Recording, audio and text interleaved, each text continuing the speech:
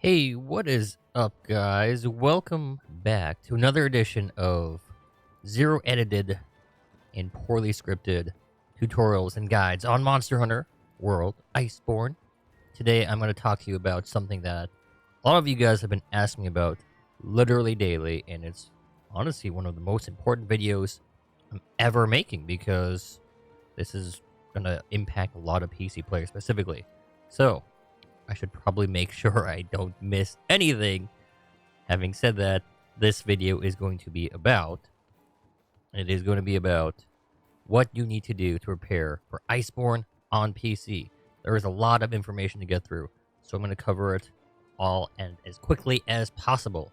I would honestly recommend that you write it down, you write down some of the information I'm going to cover, because it's a lot and it's all really important. So pay attention. Okay, number one. The number one thing, I wish I was editing this video, by the way, so I could have the words on the screen for you. But number one, write this down. Make every single charm. Now, I know that sounds kind of ridiculous. It sounds kind of ridiculous, and honestly, it is ridiculous. But every charm in base game has a upgrade in Iceborne. And I mean everyone. Well, not weakness exploit and crit boost still don't have upgrades, sadly. But 95% of the charms do. Damn it. That was my controller disconnecting. Don't mind that. It's... Oh, God. You know what? We'll just do this with... We'll just... You know what? We don't need a controller. We're on PC. We're not scrubs. We can do this. Okay. Moving on. Make every single charm because every one of them has an upgrade in Iceborne. A pretty substantial upgrade, especially the elemental charms. Elemental weapons got a huge buff, or a significant buff, you could say, in Iceborne. And for most elemental builds, you want to use the charm over just slotting in the elemental. So, you want to make every charm so you don't have to worry about backtracking to low rank or high rank to make them when you're trying to make them in Iceborne, which is something I had to do in console, so I'm trying to save you guys trouble. Make every charm. Especially the ones you want to specifically focus on are elemental charms, handicraft, agitator, focus if you're doing greatsword. I mean, you can spec in focus really easy with armor, but using the charm isn't a bad idea some of the times. And what else would be good? Guard for lance would also be really good. So make all the charms. Okay. The number two thing you want to do to prep for Iceborne. Make defender weapons. As you can see, I'm using a defender weapon right here.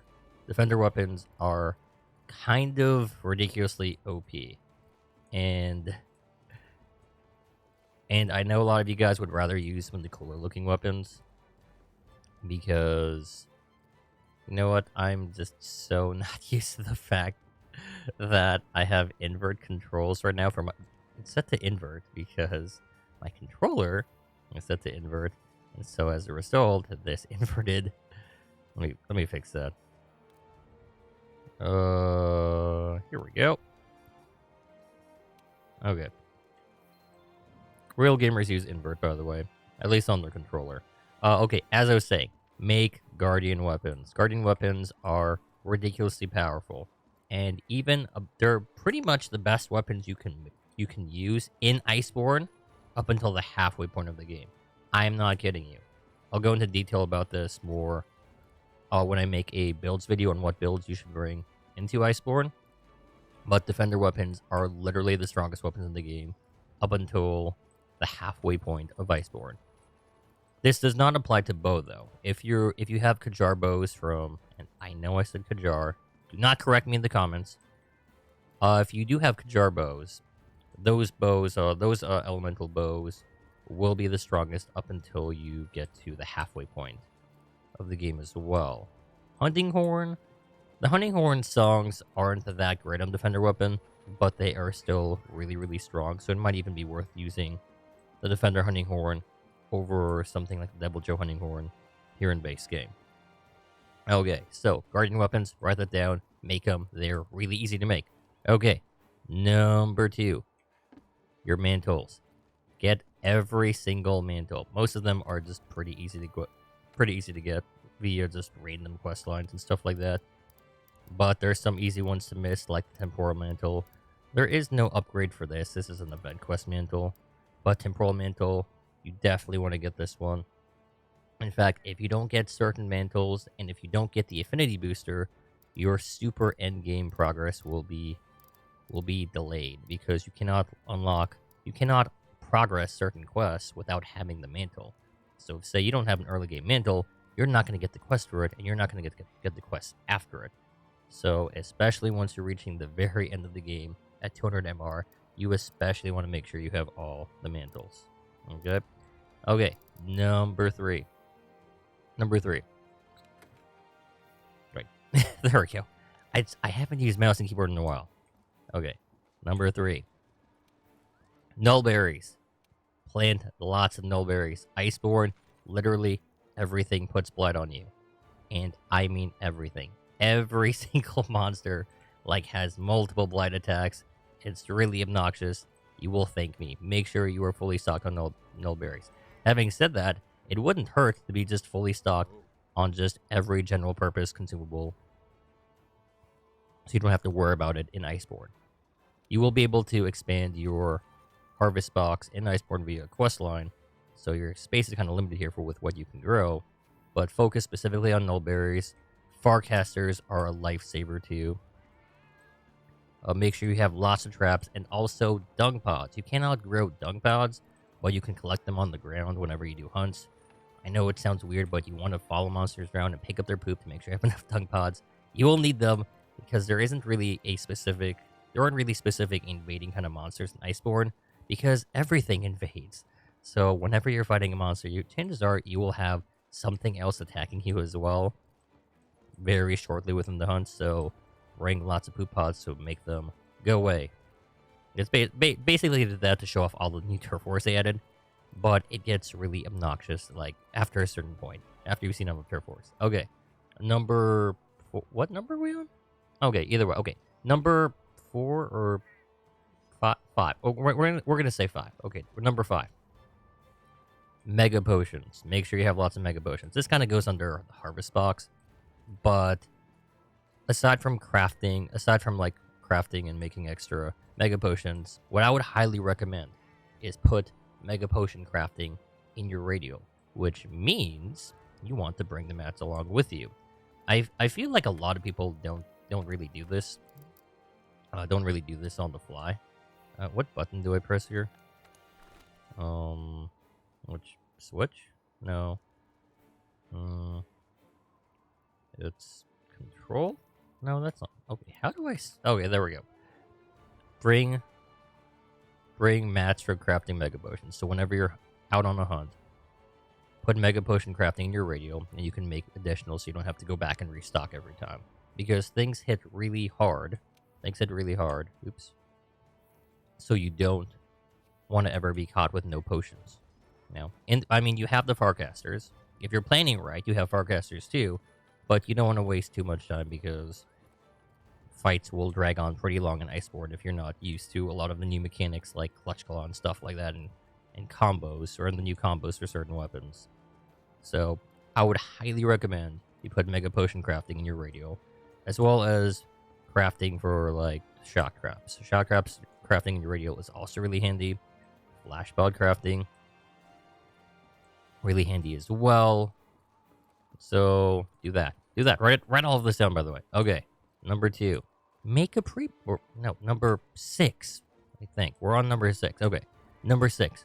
Make a pre-build build. This is something that you don't have to do, but I promise you, it's really useful in Iceborne, and it's something I didn't start doing till pretty late into Iceborne, but it gives you a little more of an edge versus monsters. Really late in the game and early game, it'll really help too. I wish it did this early game. It'll give you that extra oomph you need for a fight. And so what I mean by pre-builds, or what I mean by making a pre-buff build, is how do I click here? Okay, what I mean by making a pre-buff build. What a pre-buff build is, for those of you that don't know, It's basically... Okay. This is so confusing. I'm sorry. Basically, what a pre-buff build is a build that you take into a hunt used for like buffing before you switch to your main build. So what you do with the pre-buff build is you take it in, you pop all the buff consumables you want for the hunt, and then you switch to your main build. So basically, you'll be going into a hunt with like a bunch of damage buffs, armor buffs. I just suggest Mega Demon Drug and Mega Armor Drug, but you can pop a whole bunch of buffs, take them into battle, and you will have an extra edge versus whatever it is you're fighting. So all you need on a pre-buff build is wide range as if you're playing with a team. So that's optional, but all you really need, what's recommended though, if you're playing with a team for sure, I mean, share the love. Love of God, share the love. All you need is a Speed Eating 3 and Free Meal, and Mushroom Mancer is optional for consumables, but Free Meal and Speed Eating are the main ones you want to get on your pre-buff build. So you just load in with your pre-buff build, consume your Mega Demon Drug and Mega Armor Drug, and switch to your main build. And you'll be going into a fight with some extra damage and armor. So, pre-buff build. Do that. Okay. Number 7. Sleep weapon on your Palico. This is something I don't even have on my current PC build for whatever reason. But I can tell you this, it will be the most useful thing because you will learn very, very quickly, or very slowly, depending on whether or not you're paying attention, that Clutch Claw is the most important thing in Iceborne. Clutch Claw. So basically, what having a sleep weapon will do, it will allow you to reset. It'll allow you to reset the enrage on a monster. Basically, you can only Clutch Claw slam a monster into a wall or into another monster if it's not enraged. And so you can reset its enrage by putting it to sleep. And no matter what, you will always get at least one sleep on a monster unless it is just completely resistant to sleep. Always get at least 1 or 2 sleeps on a monster for at least a couple extra wallbang slams with Clutch Claw. So get a sleep weapon. You know what? Let me do that right now. Because I don't have that on my Palico. There is a low rank and a high rank version, I believe. So just make the high rank version. It's a Radaban. Where I have allergies right now, so I literally can't see. Radaban is... Help me out here. Is this it? No, that's not it. Where is it? Oh, I have. Okay, I have a sleep weapon made. It's just not equipped. Okay. So, make a sleep weapon. You will thank me later. In fact, thank me in the comments. Or thank me on Twitch. Okay, the final thing. The final thing. Final thing you need to do. Well, this one is another kind of like, you can do it, you cannot, but it's super helpful. Learn to make custom meals. I really suck at cooking IRL, and it took me a very long time to actually get the will to learn how to cook in this game. Because I was like, why the hell do I need to learn to cook in a video game? No, it's actually really useful for a number of reasons. Number one, it'll increase your survivability or give you more damage. And number two, you get a ton of vouchers. You'll get new vouchers called gourmet vouchers in Iceborne, as well as a bunch of like regular base game vouchers. So you'll have access to a lot of fresh ingredients while using the vouchers to make a ton of different custom meals. If you guys want, I can make a video on how the canteen works and how custom meals work, because it's kind of convoluted and complicated, and I feel like most people don't bother to learn how to make custom meals. But in Iceborne, if you know how to make custom meals, you can get insane damage bonuses for a lot of your weapons. You can have Moxie for every single one of your hunts. There's a whole lot of things that are possible if you just learn how to make custom meals via the canteen and utilize all the free vouchers you'll be getting from Iceborne. And so that is about it, though. That is about it. I'm sure there are a couple other things that would be useful, but these are the main things you want to do. These are the main things you want to do to prep for Iceborne. So, in summary, make all the charms. Guardian weapons are OP, so you want to use guardian weapons. Get all your mantles and affinity boosters. Null berries, null berries, null berries, lots of null berries, and various other things. Have lots of mega potions. You'll need them for healing. You'll take a lot of damage, especially if you're using, especially just going in. Everything deals more damage. So especially if you're like using 4-piece Draken for the majority of Iceborne, you will need heals. You will need all the heals. Okay, mega potions, traps, all that jazz. Pre-built build, optional but super useful. Sleep weapon on your Palico, and custom meals at the canteen. And that's it. Thank you guys for watching. I'll be posting a video daily on Iceborne stuff for PC players because I'm new to YouTube and I want to make sure my community and hopefully new people here who are finding me on YouTube have all the information they need. Until next time, if you have any additional questions, leave them in the comments. I will answer as many of them as possible, or just ask me on Twitch. I stream every day. So until next time, I will see you guys on Twitch and on YouTube. Good night.